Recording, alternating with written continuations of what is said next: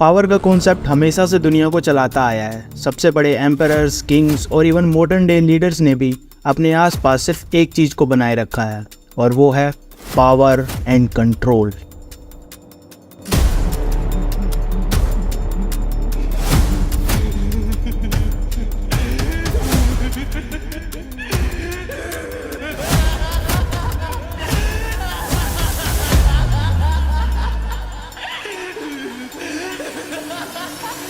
लेकिन जब आप इस कंट्रोल को और ज़्यादा बढ़ाने के लिए आगे बढ़ने लगते हो तो आप एक ऐसी लाइन को क्रॉस कर देते हो जहां से वापस आना मुश्किल हो जाता है। और यही पॉइंट रॉबर्ट ग्रीन ने समझाया है अपनी famous book the 48 laws of power के लॉ नंबर 47 में।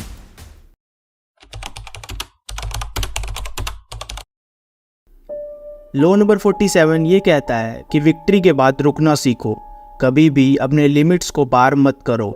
इसका मतलब ये है कि जब आप किसी मुकाम तक पहुंच जाते हो, यानी जब आप अपने दुश्मनों को हरा देते हो या कोई बड़ा गोल अचीव कर लेते हो, तो आपको वहीं रुक जाना चाहिए।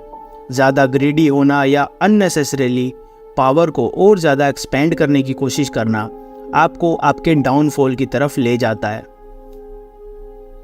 हिस्ट्री में कई ऐसे एग्जाम्पल हैं जहां लोगों ने अपनी जीत के बाद रुकने के बजाय और ज़्यादा पावर हासिल करने की कोशिश की और यही ज़्यादा हासिल करने की चाहत उनके डाउनफॉल का कारण बन गई। नेपोलियन बोनापार्ट का एक एग्जाम्पल इस कॉन्टेक्स्ट में बिल्कुल फिट बैठता है। नेपोलियन ने यूरोप के ऑलमोस्ट हर मेजर कंट्री को डिफीट कर दिया था और अपनी मिलिट्री ब्रिलियंस से एक इम्प्रेसिव एम्पायर एस्टेब्लिश कर दिया था। उसकी लीडरशिप और टैक्टिक्स ने उसे यूरोप का मोस्ट पावरफुल लीडर बना दिया था। अपनी बेशुमार पावर के नशे में चूर उसने रशिया पर कब्जा करने का डिसीजन लिया और एट द एंड ये डिसीजन ही उसकी डाउनफॉल का सबसे बड़ा कारण बना। नेपोलियन ने रशिया को हासिल करने के लिए एक मास्टर प्लान बनाया था, लेकिन प्लान बनाते वक्त उसने रशिया की कड़कड़ाती ठंड और वहां के वास्ट ज्योग्राफिकल एनवायरनमेंट को हल्के में ले लिया। वार के वक्त नेपोलियन की आर्मी एक्सट्रीम कोल्ड वेदर और लैक ऑफ सप्लाईज की वजह से काफ़ी सफ़र कर रही थी। रशिया की ठंड इतनी ज़बरदस्त थी कि उनके सोल्जर्स वार में कम ठंड से ज़्यादा मर रहे थे और साथ ही रशियन फोर्सेस रिट्रीट करते वक्त स्कॉर्च अर्थ टेक्निक का यूज़ कर रही थी, यानी जिस इलाके से रशियन फोर्सेस वापस लौटने लगती थी वहाँ के रिसोर्सेज को वो लोग जला दिया करते थे ताकि वहाँ नेपोलियन की आर्मी को कोई ज़रूरत की सप्लाई या शेल्टर ना मिल पाए। जैसे जैसे नेपोलियन की आर्मी रशिया के अंदर एंटर कर रही थी वैसे वैसे उनकी सप्लाईज ख़त्म होती जा रही थी। कड़कड़ाती ठंड और सप्लाईज की कमी ने नेपोलियन की आर्मी का मोराल बिल्कुल डाउन कर दिया, जिसकी वजह से नेपोलियन को रशिया से खाली हाथ लौटना पड़ा। इस हार ने उसकी मिलिट्री स्ट्रेंथ और पॉलिटिकल पावर दोनों को बहुत ज़्यादा डैमेज किया और इस इंसिडेंट के बाद से नेपोलियन का डाउनफॉल स्टार्ट हो गया। नेपोलियन का ये एग्जाम्पल बताता है कि पावर और सक्सेस के पीक पर पहुंचने के बाद भी हमें हमेशा कोशिश रहकर अपने लिमिट्स को समझना चाहिए, क्योंकि ओवर एम्बिशन से आप अपने पूरे एम्पायर या पावर स्ट्रक्चर को खतरे में डाल सकते हैं।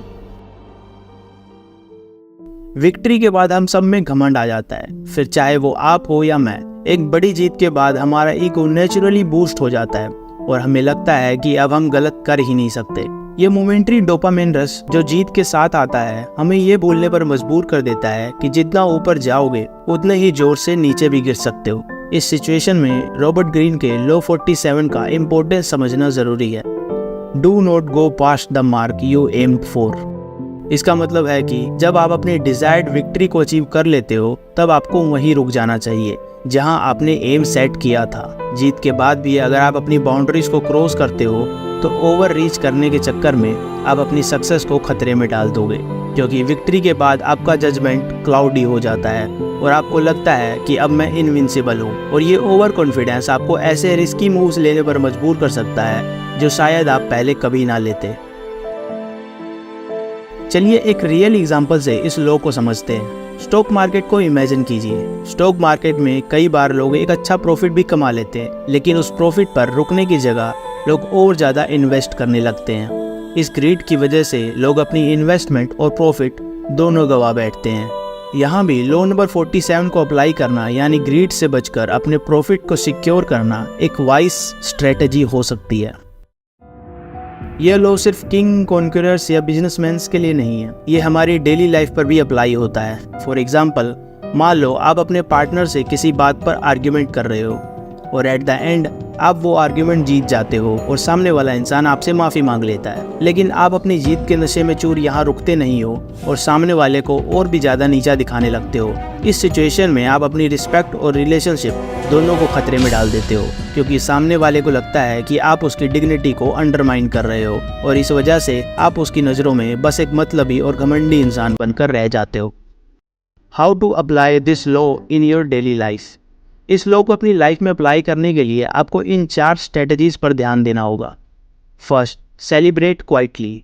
जब आप जीत जाते हो तो ज़्यादा शो ऑफ मत करो, चुपचाप जो आपने कमाया है उसको प्रोटेक्ट करने पर ध्यान दो। Second, know your goals.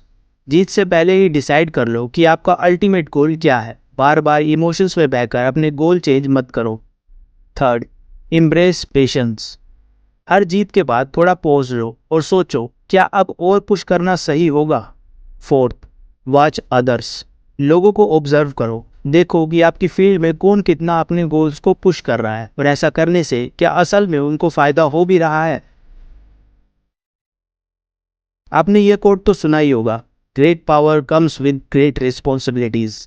यानी पावर और कंट्रोल को हासिल करना सिर्फ एक शुरुआत है, असली चैलेंज तो उस पावर को मेंटेन करने की रिस्पॉन्सिबिलिटीज में है। इसलिए रॉबर्ट ग्रीन कहते हैं कि एक बार पावर को अचीव करने के बाद और ज़्यादा पावर की रेस में मत भागो, थोड़ा रुको और जो हासिल किया है उसे पहले अच्छी तरह प्रोटेक्ट करो।